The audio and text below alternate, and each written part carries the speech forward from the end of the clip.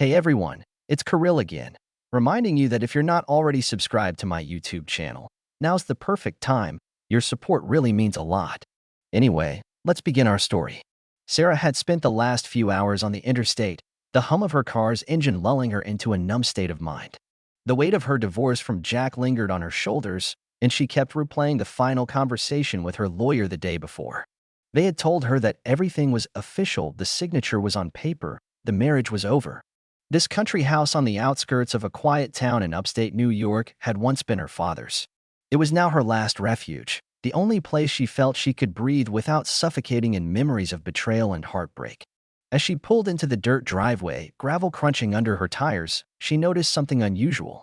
Two figures stood outside by the wooden gate. At first, she assumed they were neighbors or perhaps some hikers who had lost their way. But as soon as she stepped out of the car and got a clearer look, her blood ran cold. Jack stood with his arms folded across his chest, looking older than he did a few weeks ago when they sat across from each other in a sterile law office, finalizing their divorce. Right beside him was Linda, her former mother-in-law, stiff, neat, and wearing that unsettling half-smile Sarah had come to dread over the last few months. Linda's hair was swept back in a tight bun, her outfit pressed to perfection, as though she'd come to prove a point rather than to make amends. Sarah paused, the gate half open between them. The familiar smell of pine and moss lingered in the air, but it brought no comfort this time. This was supposed to be her sanctuary, her father's old country house. She'd come here hoping for peace. "What are you doing here?" Sarah finally managed to ask, her throat dry. "We need to talk," Linda said tersely. Jack let out a long sigh. "It's about the property. Some final details we didn't get a chance to discuss." Sarah glanced from Jack to Linda and back again, her pulse quickening. This was the last place she expected them to show up. She pressed a hand against the gate, pushing it fully open, ready to step inside and close it on them if necessary. "That's supposed to be handled by our lawyers," Sarah reminded them, squaring her shoulders even though she felt her heart pound against her ribcage. Linda's eyes narrowed, but she kept her tone measured. "Your father's country house never got sorted out in the official settlement. Jack just wants to be sure everything is fair." Despite Linda's calm expression, Sarah couldn't help but notice a glint in her eyes, something simmering below that glossy surface. The conversation had barely begun, yet she sensed trouble like a warning sign in the pit of her stomach. "Fine. Let's talk inside," Sarah said, though part of her wanted to just slam the gate shut. "But keep it short." She led them to the front porch, unlocking the wooden door. The faint odor of dust and old cedar enveloped them. The house was a modest two-bedroom place, with a small porch overlooking an overgrown garden. It had once been her father's pride and joy, a quiet haven removed from the bustle of city life. Inside, Sarah flicked on the lights. Yellowish lamps revealed a living room with threadbare rugs and antique furniture. Boxes of old family trinkets were piled in a corner. She hadn't had the time or energy to unpack and organize her father's belongings since he passed away. She felt a pang of guilt for letting it get so cluttered, but she had no intention of apologizing to Linda or Jack. "Well," she said, resting her jacket on the arm of a worn couch, "I'm listening." Jack exchanged a quick glance with his mother, then spoke quietly. "We still need to work out the rest of the settlement. If you read the papers carefully, you'll see that there's an option for me to claim a share of this property." Sarah stiffened, anger stirring in her chest. "This house was my father's." "My father, Jack? You never had any say in it." Linda stepped forward, her posture stiff. "Legally, there's a chance Jack could contest. You'd lose more than just a house if this gets ugly in court." Sarah caught her breath, reining in the urge to yell. It was exactly what she'd feared. They had come not out of courtesy but to corner her. And they were doing it right here in the place she thought was her own. An uneasy silence hung in the living room. Through the window, Sarah could see the tall pines swaying in a gentle breeze. Birds hopped along the fence outside, unaware of the tense standoff unfolding inside. Jack cleared his throat. "Look, Sarah, we're not here to fight. I just wanted to see if we could settle this like adults." Sarah clenched her fists at her sides. "Settle like adults? You never acted like an adult when you were cheating on me." Linda let out a small, disapproving hiss, as though Sarah had spoken out of turn. "That's in the past. People make mistakes, dear." "You think it's just a mistake?" Sarah snapped. "He had an affair and left me in the dark for months." "That's not a mistake, Linda. It's betrayal." Jack avoided her eyes. "We can discuss the details some other time." Sarah's mind flashed back to the night she found out about Jack's affair.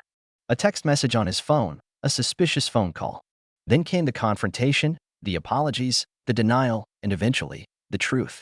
She tried to salvage their marriage, but the damage was irreparable. Jack had been seeing another woman for nearly a year. The heartbreak was raw, but so was her anger. "This is hardly the place for rehashing old wounds," Linda said, placing her handbag on the small coffee table.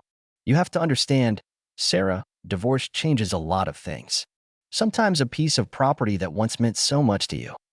Sarah stared at Linda. "It means everything to me," she replied, fighting to keep her voice steady. "It's all I have left of my dad."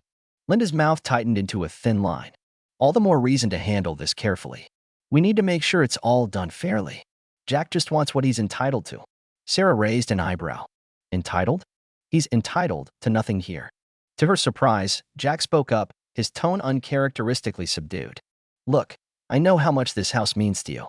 But we both know sometimes these legal matters get complicated. Lawyers push for equal division of all marital assets. The house might have some overlap, especially if She cut him off. "If I let you set foot in any court with your claims, I'll fight you every step of the way." Linda shifted her weight. "Oh, Sarah, darling, let's not be dramatic. You wouldn't want that legal battle, trust me. Wouldn't it be easier just to sign a simpler agreement now, with terms that suit everyone?" At the phrase, "sign a simpler agreement," Sarah felt her stomach churn. Linda had always had this veneer of politeness, the crisp enunciation masking something more insidious. She folded her arms across her chest and nodded toward the kitchen. "I need some water." She left them in the living room, stepping into the kitchen to collect herself. The faucet squeaked as she turned on the tap, filling a glass. The tension in her shoulders refused to ease, even though she took a few deep breaths. She wasn't going to let them manipulate her. She wasn't the same timid woman she'd been when she discovered Jack's betrayal. When she returned, Linda and Jack were whispering near the fireplace. They broke off their conversation immediately, like guilty children caught scheming. Linda forced a smile. Jack shifted awkwardly on his feet. "Is there anywhere we could maybe sit down and talk things through?" Jack asked. "Like, maybe around a table or something?" Sarah nodded slowly. "There's a table in the dining nook. Follow me." The dining nook was a small area next to the kitchen, separated by a wide archway. A single window let in the faint afternoon light. The old table had once belonged to her grandparents. Its surface was scarred with scratches and water stains from years of use. Sarah took a seat at the head of the table, indicating that Jack and Linda could choose their places. Linda placed her handbag on a spare chair, opening it slightly. Sarah noticed a glint of metal, perhaps a thermos or some kind of container, before Linda snapped it shut again. Jack cleared his throat. "I know you're upset, Sarah, and you have every right to be. But I'm trying to fix things here." Sarah leaned forward, not bothering to hide her suspicion. "Fix things? How?" He slid a manila envelope across the table. "Inside is a proposed agreement. It states that once you sign, this house is fully yours. In return, you waive any further claim to certain joint bank accounts." Sarah let out a bitter laugh. "Joint bank accounts you drained to pay for your fancy apartment with your mistress?" Jack looked down, evidently uneasy. "I left some money in them." "I saw the statement, Jack. Don't lie." Linda interjected, her tone smooth as silk. "Jack's just doing what's right, Sarah. He has expenses, too, and Sarah banged the table, rattling the silverware set in a small dish near the center. "And I had a life with him for 7 years. My father's property is the only real inheritance I have. Don't come here and act like you're doing me a favor by letting me keep it." Tension crackled in the air. Linda gave a tight-lipped nod, as though conceding this round. "Why don't we calm down, have something to drink, and talk with cooler heads?" Her voice lowered, coaxing. "I brought tea in my thermos. It might be nice to share a cup, especially if we're going to be here for a while." Sarah's eyes narrowed, the hair on the back of her neck standing on end. Linda's hospitality never came without a catch. "I'm fine," she said bluntly. Linda opened her bag again, pulling out a small thermos and 3 paper cups. She placed them on the table in a neat row. "Tea can soothe the nerves, dear. I made it myself this morning." Jack, looking tense, glanced at Sarah. "Maybe it wouldn't hurt to just sit and chat, like we used to, without lawyers and judges breathing down our necks." Sarah tapped her finger on the table. Part of her wanted to throw them out, but curiosity kept her in the chair. She wanted to see how far they would go. "All right," she said at last. "Pour me a small amount." Linda's eyes flickered. She unscrewed the thermos cap, and a faint whiff of chamomile filled the air. Carefully, she poured the tea into each cup, sliding one towards Sarah, one to Jack. and keeping one for herself. Linda lifted her cup, smiling. To new beginnings? Sarah lifted it to her lips, then stopped. An odd smell, slightly chemical, faintly bitter, rose above the chamomile. Her instinct screamed at her. She remembered the times Linda had tried to help with subtle manipulations when Jack was cheating, telling Sarah it was her fault for not paying enough attention to her husband. Now suspicion flared. Actually, I changed my mind, Sarah said, placing the cup back on the table.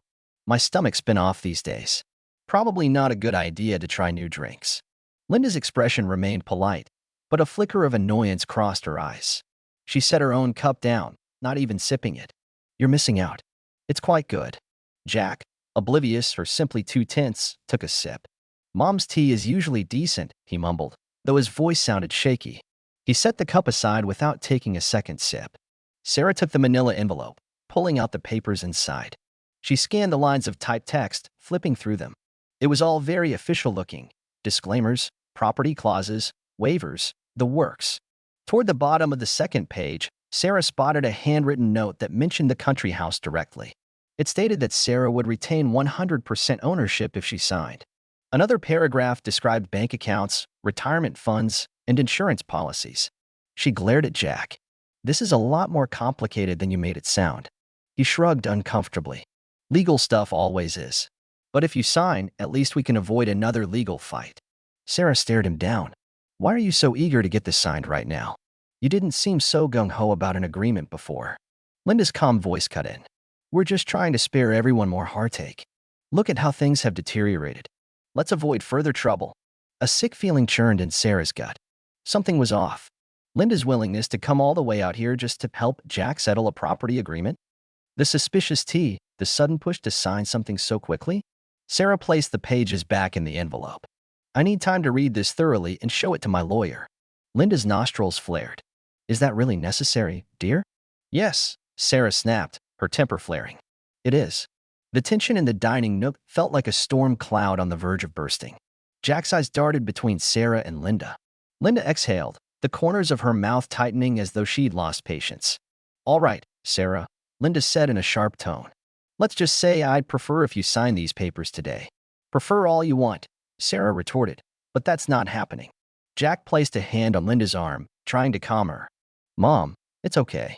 We'll figure it out. But Linda shook him off and turned her full attention on Sarah. I know about your father's debts. I know this property might be under threat if we really dig into the finances. If you're so determined to keep it, perhaps you need a better arrangement sooner rather than later. Sarah stiffened, fury surging within her. She knew her father had had some financial struggles, but nothing that would overshadow the rightful inheritance. Still, Linda was using it as leverage. Don't you dare bring my father into this, Sarah hissed. He's dead, Linda. Have some respect. Linda let out a bitter laugh. Respect? It's just business, sweetheart. I'm trying to do what's best for my son. And trust me, once lawyers start poking around, you could lose more than you realize. Jack rubbed the back of his neck, looking torn. Mom, you're not helping, he muttered. Sarah reached for the envelope, hugging it to her chest. Well, I'll be holding on to these documents for further review. Suddenly, Linda's composure cracked. We drove all the way up here, Sarah. The least you can do is hear us out properly. I think we're done, Sarah said, starting to rise. Before she could stand, Linda lunged forward, pressing her hand onto the envelope. The hostility in her eyes was more blatant now, her voice lowered to a hiss. Jack deserves his fair share, and you know it. Don't you think you've wasted enough of his time? Sarah's rage flared. Wasted his time? He cheated on me. Linda. Jack looked away, his face reddening. Linda, however, pressed on. A divorce is rarely one-sided. You had a role in it too.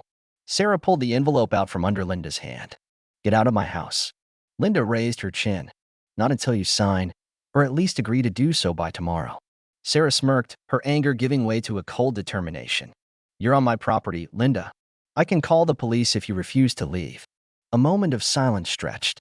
Then Linda's voice came out, low and tense. Careful, Sarah. Don't do something you'll regret.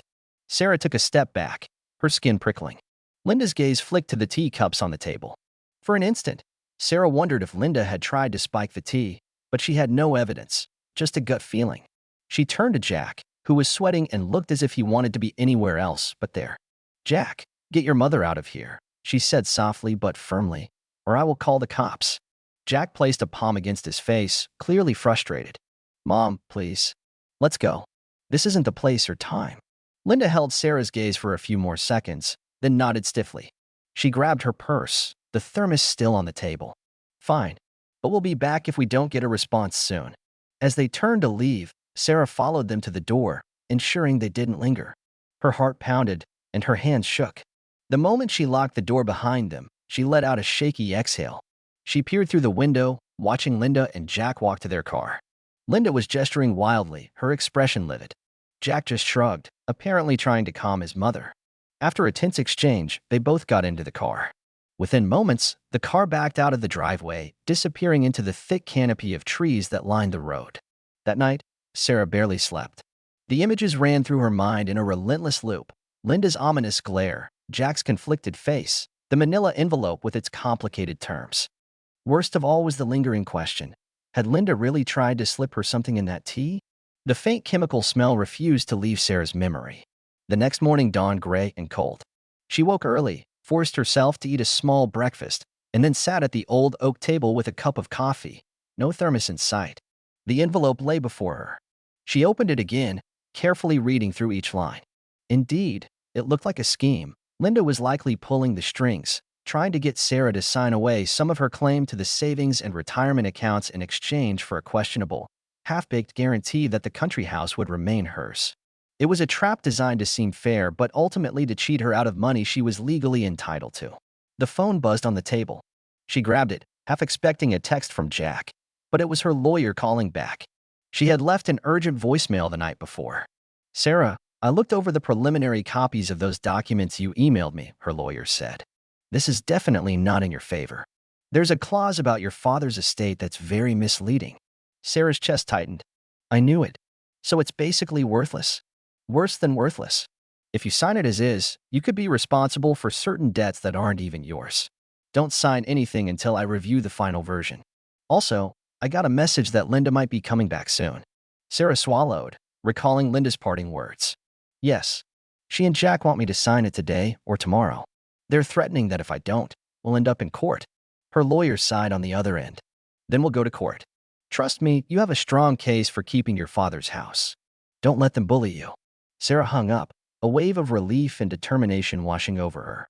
She set her phone down, looking around the small dining nook. Memories of her father teaching her how to carve pumpkins at the table, or how they used to watch the sunrise through that window, it all came rushing back. She'd be damned if she let Linda or Jack walk away with her family's inheritance. Suddenly, the sharp ring of the doorbell startled her. Sarah's heart lurched. She rose, placing her mug down. When she peered through the living room window, she saw Jack standing alone on the porch, looking pale and anxious. No sign of Linda. Sarah opened the door just enough to speak through the gap. "Where's your mother?" "She's in town," Jack said hastily. "Look, I'm sorry about yesterday. She can be overbearing. I just wanted to come alone and talk." Sarah studied his face. There was no immediate sign of the arrogant man who once waved his affair in her face. Today, Jack appeared genuinely troubled. "What do you want, Jack?" she asked. He sighed. "I want to drop this whole property thing. I know it belongs to you. My mom convinced me we had a shot at it because of some legal loopholes. But it doesn't feel right." Sarah stepped onto the porch, pulling the door shut behind her. "Your mother is the one pushing it, isn't she?" Jack nodded, leaning against the porch railing. "She's convinced that you owe me something because she thinks you drove me to that affair. Which is completely messed up. I know I screwed up. I don't want to fight anymore." Sarah could see genuine regret in his eyes. But she also knew Jack was easily influenced. "How do I know you're not just trying some new angle? Maybe Linda sent you here to sweet-talk me into signing." He shook his head. "Believe me, she doesn't know I'm here. She'd flip out if she found out. I can't do this anymore, Sarah. I made a mistake. I hurt you. I don't have the right to take your father's house away." For a moment, the old Jack, the man she married, flickered before her. She saw vulnerability, maybe even sincerity. But she also remembered the pain he caused and the manipulations he allowed Linda to carry out on his behalf. "I'm talking to my lawyer," Sarah said. "We'll sort this out properly. No backroom deals, no surprise visits." Jack nodded, a ghost of a smile crossing his lips. "Fair enough. I can live with that." They stood in silence for a moment, the rustle of leaves in the wind filling the quiet space. Finally, Sarah found her voice. "You should go. I'm expecting a call any minute." Jack hesitated, looked as though he wanted to say something more, then simply nodded. "Yeah, take care, Sarah." She watched him walk to his car, shoulders hunched. She felt a pang of sympathy for him, but it was overshadowed by the betrayal that had led them here. As he drove away, she turned back to the house, stepping inside and locking the door behind her. It was nearly dusk when Linda arrived unannounced again, pulling up in the same car. This time, Sarah didn't even let her in. Linda knocked for a solid 5 minutes, voice raised, demanding that Sarah come out and sign the documents. Sarah refused to open the door, insisting through the window that Linda speak to her lawyer. Eventually, Linda left, hurling insults that echoed in the empty yard. That night, for the first time since the divorce, Sarah felt the tension in her chest begin to ease. She called her lawyer, relaying Linda's threats. They laughed it off, reminding Sarah that she had every right to protect her father's house. Legal intimidation was just that, intimidation. In the weeks that followed, Sarah stood her ground. She handed over the documents to her lawyer, ignoring Linda's harassing phone calls and text messages. Jack seemed to vanish from the picture, no doubt battered by his mother's rage. Yet he never once showed up to fight for the property again. Eventually, the legalities were settled in Sarah's favor. Linda's bizarre attempt to rewrite the divorce settlement fell apart under scrutiny. Sarah officially and unequivocally retained the country house, free and clear. The memory of her father's laughter in these rooms, the smell of cedar in every corner, she got to keep them, untainted and unclaimed by a past that no longer defined her. On a crisp fall morning, Sarah sat on the porch sipping coffee, gazing at the golden-red leaves of the surrounding woods. The final court documents were signed and sealed. The place was hers. She took a deep breath, then pressed record on her phone. "Hey everyone, Kirill here again, this time with a quick update for those who followed Sarah's story. She has turned a new page in her life. The attempts by her ex-husband's mother to trick her failed, and now Sarah can finally enjoy the country house in peace. It's proof that even in the face of betrayal, standing up for yourself pays off in the end." Thanks for staying tuned, and please remember to subscribe for more real-life stories. Until next time. Sarah grinned at her phone and ended the recording. She might not have her happily ever after in the conventional sense, she had no illusions about that, but she was free, and she was in control of her own future. And as she felt the gentle breeze rustling through the trees, she knew her father would be proud.